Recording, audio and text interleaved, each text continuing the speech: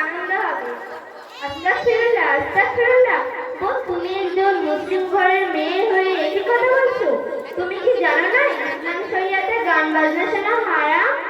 আরে রাখো তোমার হারাম টারাম, আজকাল এত শরিয়াত মেনে চলে না। এখন মডার্ন যুগ, আনন্দ ফুর্তি করবার সময়। আচ্ছা বোন আরেফা, তুমি একজন মুসলিম ঘরের মেয়ে হয়ে একই কথা বলছো? তুমি কি মহান আল্লাহ পাক রব্বুল আলামিনকে বিশ্বাস করো না? হ্যাঁ, অবশ্যই বিশ্বাস করি। তুমি কি একা বিশ্বাস করো?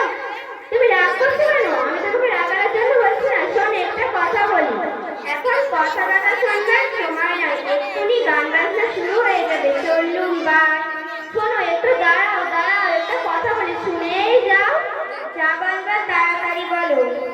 আচ্ছা বোন আরেফা, তুমি একটু আগে বললে আমি মহান আল্লাহ পাক রব্বুল আলামিনকে বিশ্বাস করি। তুমি কি জানো নবী করিম সাল্লাল্লাহু আলাইহি ওয়াসাল্লাম হাদিসের মধ্যে কি বলেছে? না, জানি না, বলো তো একটু, শুনেই দেখি। নবী করিম সাল্লাল্লাহু আলাইহি ওয়াসাল্লাম নিয়ে একটু উল্টো কথা বলেছো, একই ভয়াবহ শাস্তি। আমি তো মন গড়া কথা বলছি না, আমি তো নবী করিম সাল্লাল্লাহু আলাইহি ওয়াসাল্লামের কথা বলছি। আচ্ছা বোন, আমি তো অনেক গান বাজনা শুনেছি, আল্লাহ পাক কি আমাকে ক্ষমা করবেন না? হ্যাঁ, নিশ্চয়ই ক্ষমা করে দেবে। তুমি যদি আল্লাহ তাআলার কাছে তুলে তওবা করো আর ওই কাজ থেকে বিরত থাকো, তাহলে আল্লাহ পাক তোমাকে নিশ্চয়ই ক্ষমা করে দেবে।